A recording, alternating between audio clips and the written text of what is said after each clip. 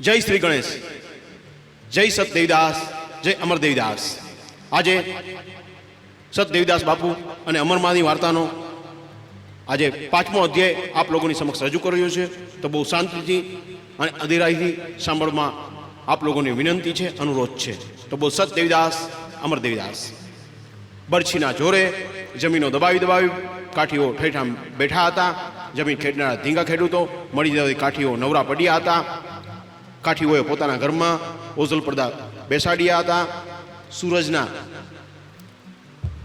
સૂરજના સ્વતંત્ર પૂજકો મટીને તેઓએ શિવ, વિષ્ણુ આદિ ઉજળિયાત જાતિઓના ઈષ્ટદેવોને સ્વીકારવાની પોતાની ઇજ્જત માની હતી। ધર્માલયો દાન પુણ્યના અને સખાવતોના સ્થાનો બની જાય છે, ત્યારે એમાંથી મળતી પ્રતિષ્ઠા પડદા પાછળના માનવી પોતાને હજારો પાપો છુપાવે છે। બગેશ્વર ગામનો કાઠી જમીનદાર, જેનું નામ આપણે જાણતા નથી, તેની દેવભક્તિ ઉપર ઉજળિયાત વસ્તી મુગ્ધ બની હતી। બગેશ્વરના શિવલિંગની સામે દરરોજ એક પગે ઊભો રહીને એ 10 માળા ફેરવતો હતો। મહાશિવરાત્રિની શિવયાત્રામાં શિવની પાલખીની આગળ ગલગોટિયા ખાતો ખાતો આખી વાટ મજલ કરતો ભિક્ષાની ટહેલ નાખતી અમરબાઈ કોઈ વાર બગેશ્વર સુધી આવવા લાગી। પરબ વાવડીના સ્થાન ઉપર આશ્રિતોની ભીડ વધતી જતી। સૌને પેટે ધાન પૂરવા માટે અમરબાઈનો ભિક્ષાપંચ લંબાયો જતો હતો। દત્તાત્રેયના ધૂણાથી બગેશ્વર ગાંવ 10 ગાંવ દૂર હતું। વગડા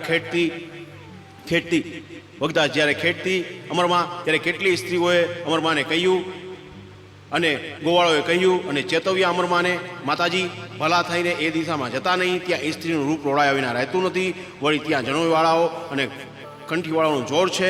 મને ધર્મની ગવત્રીને કોણ છેડવાનું છે, એવું અમરમાએ બોલ્યા। એમને પ્રશ્ન થયો।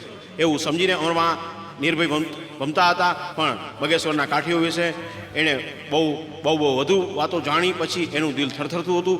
પણ દિલ તો થોડા ઘોડા જેવું છે, એકવાર જ્યાં ચમકીને એ અટકે છે ત્યાં એ સદાય અટકે, માટે ડાહીઓ ચાબુક સવાર પોતાની પ્રાણીની ચમક પહેલે જ ઝાટકે ભાંગી નાખે છે। અમરબાઈના આત્માએ પણ ચમકતા કલેજા ઉપર આગ્રહનો ચાબુક ફટકાવ્યો। એક દિવસની સાંજે બગેશ્વરની શેરીઓમાં સત દેવીદાસનો સુકૂન ગુંજી ઉઠ્યો। તે વખતે સૂર્ય આકાશની સીમમાંથી થાકી લોથપોથ સ્થિતિની નીચે જતો હતો। સજ્જનની વિદાય પછી પાછળ રહી જતી સુવાસ જેવી સૂર્યપ્રભા હજુ પૃથ્વી પર ભભકતી હતી। થોડા જીવતરમાએ ઘણી રમતો રમી જનારી સંધ્યા પણ હવે તો છેલ્લા શ્વાસ ભરતી હતી। તે વખતે બગેશ્વરનો પૂજારી બાવો દરબારની ડેલી તરફ ઝપાટાભેર ચાલ્યો ને ત્યાં પહોંચી એણે લાલ ગુમ લોચનો ફાડી બગડેલી હિન્દુ વાણીમાં વરાળો કાઢી, કાઠી તેરા સત્યનાશ નિકલશે, કાઠી તેરા સત્યનાશ। કાઠી દરબાર બોલ્યા, શા માટે ગુરુજી? वो नकली मीराबाई ने सारे गांव को धर्म भ्रष्ट कर दिया। वो नकली मीराबाई ने सारे गांव को धर्म भ्रष्ट किया। घर घर बिकती वो अब कहाँ चली मालूम से तूने? क्या गुरुदेव? चमारवाड़े में वहां से मुडल मास की भीख ले से।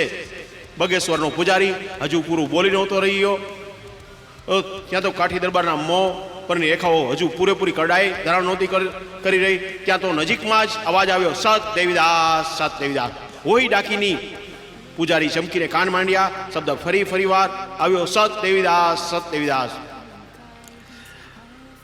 મારમેડીની બારીમાંથી કાઠીરાજે ડોક્યું કર્યું। જોગણને આવતી દેખી। અંચણો નથી, ચીપીઓ નથી, કાનોમાં કડીઓ નથી, ડોકમાં કંઠી નથી, માળા પણ નથી। ભગવા રંગમાં આછું રંગેલું ઓઢણ સંસારની અદબથી ધારણ કર્યું છે ને માથા પર કાળા કોઈ વાસુકીના બચડાને મળતા વેત ટૂંકા લટુરિયા છે। જે પૂર્વે ત્યાં આણું વળીને પીયું ઘેરે જતી આયરાણીના ઘૂંટણે ઢળકતો ચોટલો હતો, એ હવે વાસુકીના બચડાને મળતા વેત ટૂંકા લટુરિયા છે। પૂજારી કાઠીરાજના ચહેરાને નિહાળતો હતો। એ ચહેરાની રેખાઓએ પહાડી ઝરણાઓના પ્રવાહોને સુવાળી રસાળી બંકાઈ ધારણ કરવા માંડી હતી। અમરબાઈ કાઠીરાજની ડેલીમાં ક્યારે ઘૂસી અને રામરોટી માંગીને પાછી ક્યારે બહાર નીકળી ગઈ, તેનું ભાન કાઠીરાજને રહ્યું નહોતું। એ ભાન એને પૂજારી કરાવ્યું। દેખ તેરે ઘર મેં ડાકણા આવી। હે ગોલ, કાઠીરાજ બોલ્યા। કાઠીરાજની ગાળોમાં પ્રિય શબ્દ એટલે કે ગોલ, લાડકવાયો શબ્દ, સદાય જીભને ટેરવે રમતી શબ્દ ગોલકી અથવા પુરુષવાચક ગોલકીના એવો હતો। એ શબ્દ રમૂજભર્યો તિરસ્કાર વાળો હતો, પણ એ શબ્દ ઉચ્ચારતા કાઠીરાજના હોઠ ઉપર અધૂરો રહી ગયો। એ હોઠની નજીકમાં જોગણના વદનની કલ્પના છબી રમતી હતી। જીવનમાં પહેલીવાર કાઠીરાજને એક માનવી જડ્યું કે જેના પ્રત્યેના આપશબ્દો પોતાની જીભ ઉચકી ન શકી. નીચે બેઠેલા ચોકીદારોને એણે હાક મારી. કેમ એ બ્રાહ્મણને અંદરના વાસમાં જવા દીધી? માણસોએ જવાબ આપ્યો, એણે અમારી રજા માંગી નહીં, એને અમે રોકવાનું કહી જ ન શક્યા. અમારી જીભ કોણ જાણે શા કારણે તાળવામાં ચોંટી ગઈ. એટલે તમે રોકી નહીં? ડાચા ફાડીને બધા બસ એની સામે ટાપી જ રહ્યા. તમારા માયલા 80 વર્ષના બુઢાઓએ ત્યાં શું જોવા જેવું રહી ગયું હતું તે તમે એમને રોકી નહીં. માનવી જેને ચમત્કારોમાં ખપાવે છે એ બાબતો મૂળ તો આવી સીધી ને સાદી હશે. આત્માનું બળ જ્યારે એકઠું થઈને દેહ ઉપર જળી ઉઠે છે ત્યારે વાઘ વરુ જેવા મનુષ્ય પણ શું વિભૂતિના પ્રભાવથી દબાઈ નથી જતા. પહાડશા પડછંદ પુરુષો એકાદ દુબળાને બદસુરત દેહની પાસે અવાક બની જાય છે. તેનું શું રહસ્ય હશે? શ્રી કૃષ્ણે અર્જુનને વિરાટ સ્વરૂપ બતાવવાની જરૂર શી જોઈ હશે એવું માનવામાં જ નથી આવતું કે શું અર્જુન તો ચમક્યા, ધ્રુજ્યો ને નમ્યો હશે એના સારથીના સાદા નાના માનવ સ્વરૂપનું સામે? કેમ કે એ માનવી એ મુરલીધર જીવન તત્વોના સુંદર મેળ મેળવી શક્યો હતો. લાંબા લાંબા દાંત, એ દાંતની વચ્ચે ચગદાતો અનંત માનવ સમૂહ, એવું કશું જ દેખાડી અર્જુન શા મહાવીરને પ્રજ્ઞ પુરુષને શબ્દ કરી દેવાની જરૂર પડી હતી? જરૂર નહોતી, શબ્દ કરી દેવાની જરૂર નહોતી. પૂજારી તમે પધારો, હું એ વાતની વેતરણ કરી નાખીશ. પૂજારી તમે પધારો એવું વાતની કાઠી દરબાર બોલે છે. હા સાધુ બોલે છે. પછી એટલે પૂજારી બોલે છે, હા નહીં તો તેરા નિકંદન નીકળ જશે એવું દમદાટી દેતો પૂજારી પાછો આવી ગયો ને પૃથ્વી ઉપર પૂરેપૂરા અંધારા ઉતરી ચૂક્યા. મારી થોડી પર પલાણ મંડાવો, કાઠીરાજે હુકમ આપ્યો. મારી ઘોડી પર પલાણ મંડાવો, કાઠીરાજે હુકમ આપ્યો. પોતાના એક સ્વામીની સાથીને સાથે ચાલવા કહીને કાઠીરાજે ઘોડી હાંકી મૂકી. બંને ઘોડા માર ગતિએ પરવાવડી જગ્યાને માર્ગે ચડી ગયા. સીમાડો ઉડાવ્યો કે તુરત જ આગળની બાજુથી શબ્દ બોલ્યો, સત દેવીદાસ, સત દેવીદાસ, સત દેવીદાસ, સત દેવી. અંધકાર હોય છે ત્યારે શબ્દો પણ દેહધારીઓ બનતા દિશે છે. કોઈ અવાજ નિર્દોષ બાળકનું રૂપ ધરે છે, કોઈ ફૂફાડતો સાપ બને છે, કોઈ કલોલતા પક્ષીઓ આકાર કાઢે છે, કોઈ શુક્રના તારાની જ્યોત પ્રગટાવે લાગે છે, તો કોઈમાંથી કેવડાના ફૂલનું સુગંધ મહેકી ઉઠે છે. અમરબાઈનો બોલ અંધારામાં કોઈ બચ્ચું શોધતી છાળી બકરી જેવો લાગ્યો. આ જાય હાંકીએ રાખો કહીને કાઠીરાજે ઘોડીની જરાક ડચકારી. બેઉ ઘોડીના ડાબલા ગીરકાંઠાની કાળી પોચી ભાવ ઉપર બોધા અવાજ કરતા હતા. ફરીથી અવાજ એટલો ને એટલો આગળ સંભળાયો, સત દેવીદાસ, સત દેવીદાસ, આ રહી કરો જટ ભેડા, આ રહી કરો જટ ભેડા કહીને કાઠીરાજે ફરીથી ઘોડીને રચકારી. લગામને સહેજ જ ડોચી તેજીલી ઘોડીને પુરપાટ રેવાડની ચાલમાં નાખવાને માટે આટલો ઇશારો જ બસ હતો.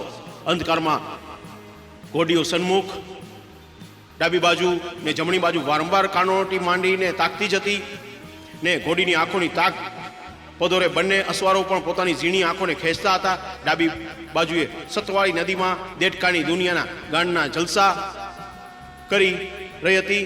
તીતી તીતી અવાજ કરતું કોઈ બગલું એક ઠેકાણેથી ઉડી બીજે ઠેકાણે બેસતું હતું. માછલીઓ અંધારામાં રંગબેરંગી હીરા જેવી ઝગમગતી હતી. સૈયાનો ઘાસનો કેડિયો સમાણો જથ્થો ડાકુઓના જૂથની જેમ નદીના નીરને દબાવી સુરમુન ઊભો હતો. આ તો શું? કાઠીરાજને જીવનમાં બહુ થોડા જ વિસ્મયો માયેલું એક વિસ્મય થયું. આટલી બધી એના પગની ઝડપ, ક્યારનું ઘોડા મારી ચાલી જાઉં છું, દોડતી હશે કે શું? કે આડીવડી તરી ગઈ હશે કે શું? એ ભેટો થતો નથી. જવાબના ધ્વનિ સંભળાયો, સત દેવીદાસ, સત દેવીદાસ. કાઠીરાજ અવાક બની ગયા. આ નજીક જ એવા ઉલ્લાસમાં આવી જઈ અસવારે ઘોડીને દબાવી. ઘોડી રેવાડની ચાલમાંથી બાદકુડમાં ગઈ. અડધા ગાઉની એક દોટ પૂરી કરીને જ્યારે કાઠીરાજ શૂન્યમાં ઊભા થઈ રહ્યા ત્યારે પેલો અવાજ ખેતરવા જેટલો પચવાડીથી સંભળાયો, સત દેવીદાસ, સત દેવીદાસ. વાસે વળી ક્યારુકની રોકાઈ ગઈ તો ગોલકી? કાઠીરાજ બોલ્યા, વાસે વળી શું ક્યારની રોકાઈ ગઈ ક્યાંય?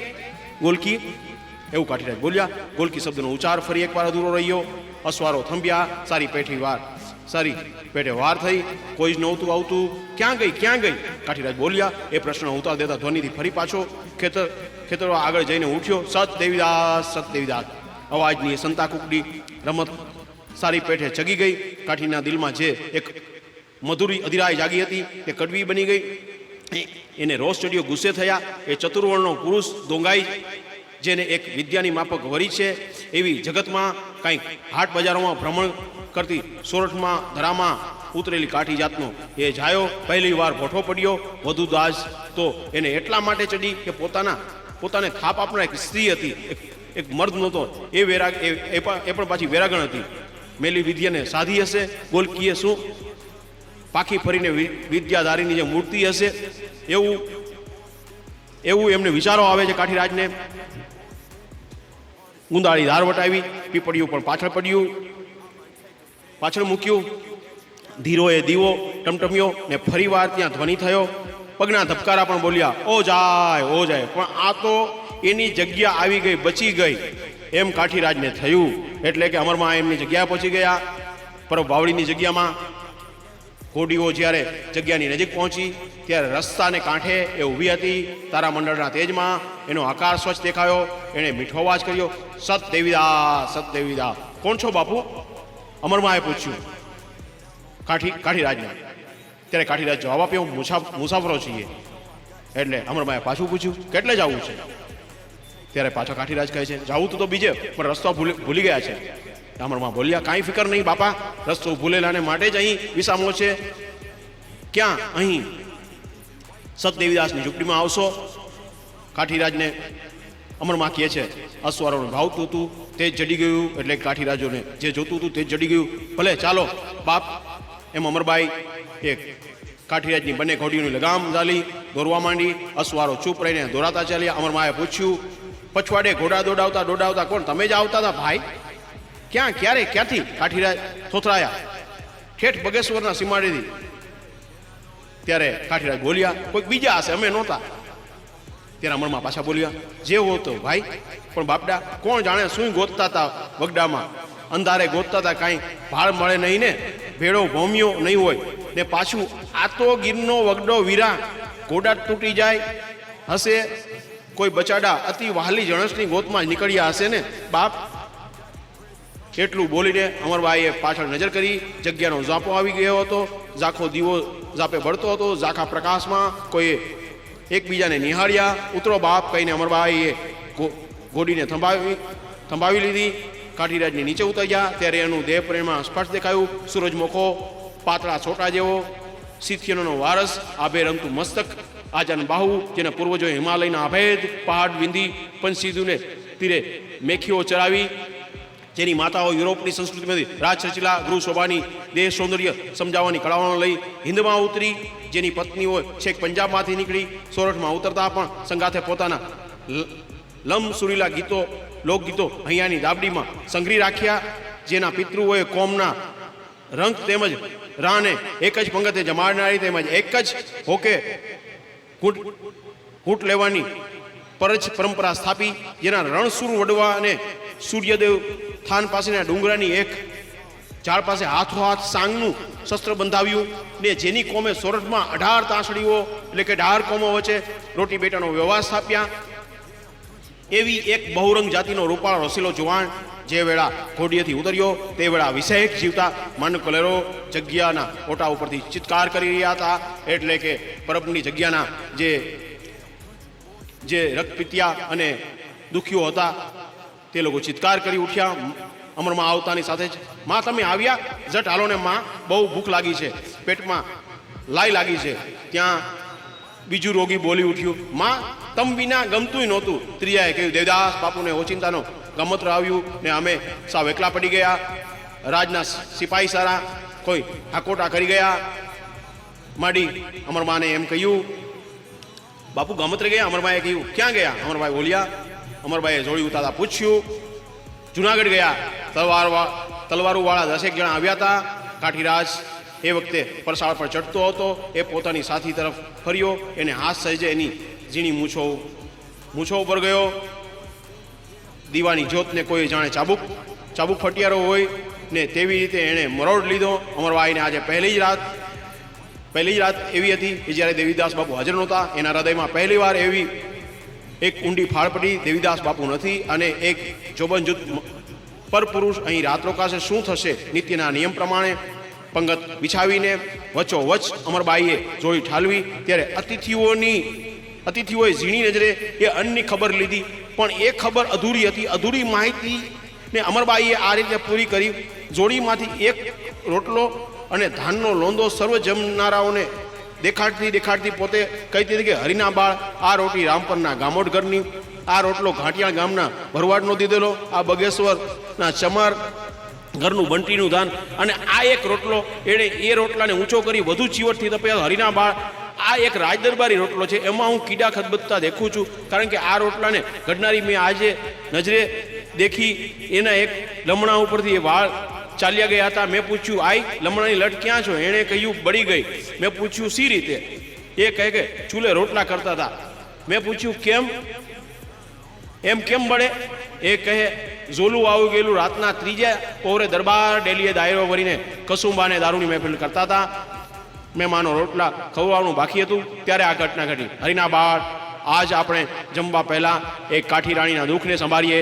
કહો સૌ કે ભગવાન એનું ભલું કરજો, સૌએ ભગવાન એનું ભલું કરજો, એમ બોલ્યા. પછી જમવાનું શરૂ કર્યું. પરસાળમાં બેઠેલા મહેમાનોને આખો ત્રાસ પ્રસંગ સળગતા સંભળાવ્યો. પણ કિન્નાને માટે એની પાસે આખી રાત પડી હતી. એણે સાંત્વન ધર્યું. આજારોને સુવારી દઈ અમરભાઈ પરોણાને બિછાના પાથરવા ગયા. મુખ્ય ઘરથી થોડે છેટે એક મઢુલી ઉતારા તરીકે વપરાતી. ગરીબી એ જગ્યાના સંચાલકોનું જીવન વ્રત હતું. પણ એ વ્રતના અભિમાનમાં તણાઈને દેવીદાસ બાપુએ પરોણાઓને પણ ગરીબ વ્રતમાં જકડિયા નહોતા. એટલે પરોણા એટલે કે રાજ દરબારમાંથી જે કોઈ પણ મોટા માણસો આવે એમને પણ ગરીબ વ્રતમાં જકડિયા નહોતા. આથી કરીને અતિથિગૃહમાં તે ખાટલા અને ગાદલા પણ બબે વસાવી લીધા હતા. સંતે એક વખત કપાસની મોસમમાં ખળવાડે જોડી ફેરવી હતી. ભલા ખેડૂતો મસ્કરી કરતા કે બાપુ આમ છોકરાની એમાં શું રમો છો, લઈ જાઓ ને એક એક કણબી પાસેથી એક એક મણ કપાસ. સંત ત્યારે દેવીદાસ બાપુ હસતા હસતા બોલ્યા હતા, દોથો દોને બાપ, દૂધણી ઘેનુઓ જેવા છો તે પાછા વેલા વસુકી જશો જો મણ ઉઘરાવીશ તો. ખાટલાના લાકડા પણ પોતે જ જંગલમાંથી કાપી આવેલ ને ભીંડી પણ પોતે જ ભાંગીને ને વાણ એટલે કે ખાટલાની દોરડી રસી બનાવી લીધી હતી. અતિથિ ગૃહમાં દીવો પેટાવીને અમરબાઈએ જ્યારે પથારી પાથરતી હતી ત્યારે એની ચીવટથી હર કોઈ જોનારાને સંશયમાં નાખીએ તેવી હતી. ખાટલા ખંખેરિયા, ગાદલા ઝાપટિયા. ગાદલાને અને બાલોશિયાને ખૂણે ખૂણેથી જીવાત જોઈ નાખી અને તે ઉપર રજાઈઓ વિછાવી પોતાના હાથ હાકી પથારી ઉપર દાબી જોયા. એકલી બોલી, ક્યાંય ગાંઠો ગડબો તો રહ્યો નથી ને? કેટલી બધી કાળજી અમરબાઈની પીઠ પાછળથી કોઈએ ટંકો કર્યો. પછવાડે જોયું તો રૂપાળો કાઠી મહેમાન બારણા બંધ કરીને અંદર ઊભો હતો. બારણાને એણે પોતાના શરીરથી દબાવી રાખ્યા હતા. પહેલા પ્રથમ તો અમરબાઈ ને પોતાના આંખો ઉપર જ વિશ્વાસ ન આવ્યો. આ શું, આ જગ્યાનો મહેમાન છે જેને હજુ હમણાં જ ગાયનું તાજું દૂધ પીવડાવ્યું? તે જ આ માણસ આટલો બધો રૂપાળો છે, છતાંય શું આ લંપટના એનામાં હોઈ શકે? એમ અમરબાઈ ના મનમાં થયું. મહેમાન સામે ઊભો મોં મલકાવી રહ્યો હતો. દીવાની જ્યોતમાં એક જંગલી જીવડું સડસડ સળગતું હતું. અતિથિનો દેહ કેમ જાણે કોઈ કાળા ચોકઠામાં મઢ્યો હોય તેવો કાળો પડછાયો ભીત ઉપર એની પછવાડે પડતો હતો ને જગત પણ તે સમયે કોઈ કાવતરાખોરના કલેજા જેવા અંધકારમાં સપડાયું હતું. માત્ર થોડા જ તારાઓમાં જ કરોડો જોજન દૂરથી છુપા હોઠ પટપટાવી જગતને શાનમાં કહેતા હતા કે હિંમત હારીશ નહીં. એટલે અમરબાઈને કહેતા હતા. અમરબાઈ ફક્ત એટલું જ કહ્યું, સત દેવીદાસ, સત દેવ. બહુ પ્રયત્ને એના ગળામાંથી આટલો સૂર નીકળ્યો. એ સૂર જાણે કે એનો સાથી બન્યો. અમરબાઈએ તુરંત એમ લાગ્યું કે અહીં કોઈક મારો મદદગાર છે. જેણે આ શબ્દનો જવાબ દીધો. દિવાલીમાંથી એ શબ્દો પાછા વળ્યા. અંધારી સાકડી ગલીમાંથી પસાર થતા માનવી પણ એકલો ગીત ગાય છે. ગીત ગાઈને પોતાની એકલતા મિટાવે છે. તેવી જ રીતે કોઈએ દઝાડ્યું હોય ને જાણે એવી દાસ દાખવતો કાઠી પોતાના મોં પરનો મલકાટ સંકેલી લઈ સહેજ ઉગ્ર આંખે અમરબાઈ તરફ વધ્યો. એની ભુજાઓ આ એકલી સ્ત્રીના દેહ પ્રત્યે પહોળાયેલી હતી. એના ઝુલ્ફા મોંને ઢાંકતા હતા. સત દેવીદાસ. એને એક એક પગલે અમરબાઈએ આ બોલ રટ્યા. એ બોલની ધ્વનિએ અતિથિને ઉશ્કેર્યો. બંદૂકમાંથી છૂટતી ગોળીથી વાઘને ઉશ્કેરે તે રીતે કાઠી દરબારને ઉશ્કેર્યા. કાઠી બોલ્યા, બોલમાં. એ બોલ બોલીશ નહીં બાઈ, એ બોલ બોલીશ નહીં. એણે કહ્યું, મારાથી સાંભળ્યા જતા નથી. તું મારણના જપ જપે છે. એમને મારો પ્રાણ નીકળી પડે છે. ખબર નથી પડતી તને? સાધુડી, મારા માથામાં દુખાવો પડ્યો છે, શું પ્રવાય છે, મને પડવા દે પથારીમાં. આવું વિચિત્ર ભાષણ કરતો મહેમાન બિછાના પાસે પહોંચ્યો ત્યારે એ પોતાના શરીર પરનો કાબુ ગુમાવી બેઠો હતો. એ ભફ દેતો બિછાનામાં નીચે પડ્યો. એણે પોતાનું માથું બે હાથોમાં જકડી લીધું અને એનું માથું દુખતું હતું. હજુ તો હમણાં હસતું હતું જ મોં ઓચિંતાનું રીબાતું ઓશિયાળું બની ગયું. અમરબાઈ એની સામે ચૂપચાપ ઊભેલી હતી. પડ્યા મહેમાને એને નિર્ભય ઊભેલી નિહાળી. એના હોઠ બીડાયેલા હતા, એની આંખોમાં કોઈ જાતની અધીરાઈ નહોતી. તું ભાગતી કેમ નથી? તું હજુ મારી સામે ઊભવાની હિંમત સી રીતે રાખી રહી છો? માથામાં સૂળો ભોકાતા હતા તેની રેડાટી કરતા મહેમાનોએ પૂછ્યું. એટલે કે કાઠી દરબારે પૂછ્યું. અમરબાઈએ માત્ર માથું હલાવ્યું. તે મને આ શું કરી મૂક્યું? કાઠીરાજે પૂછ્યું. મહેમાન કષ્ટાતો કહેતો હતો, મારા માર્ગે ઘોડાને ભૂલા પાડ્યા. તારા એ શબ્દે જ, એટલે કે સત દેવીદાસ એ શબ્દે અત્યારે મને આ દુખાવામાં નખાવ્યો. એ પણ તારા એ શબ્દે સત દેવીદાસે. અમરબાઈને પહેલી જ વાર ખબર પડી કે પોતાની પછવાડે ઘોડા દોડાવનારો બગેશ્વર કાઠીરાજ આ પોતે જ હતો. હવે એને સમજાયું. સત દેવીદાસના બોલે એના માથામાં સૂળો શા કારણે પરાવ્યા હતા? જંગલમાં એ બીતો હતો. તે જ વાતની અસર અત્યારે થઈ હતી. એટલે કે સત દેવીદાસ શબ્દની ભલી થઈને તારા મારણ જાપ પાછા વાળી લઈશ. કાઠીરાજ બોલ્યા. ભલી થઈને તારા મારણ જાપ પાછા વાળી લઈશ. ભલી થઈને તારા મારણ જાપ પાછા વાળી લઈશ. અમરબાઈ રોગીના એ શબ્દો સામે શાંતિથી હસી અને કાઠીરાજ સામે જોતી રહી. આજે આ સત દેવીદાસ બાપુને અમરમાનો 5મો અધ્યાય પૂરો થાય છે અને 6ઠો અધ્યાય હવે ટૂંક જ સમયમાં થોડા જ દિવસોમાં આવી. તો બોલ જય સત દેવીદાસ, જય અમર દેવીદાસ.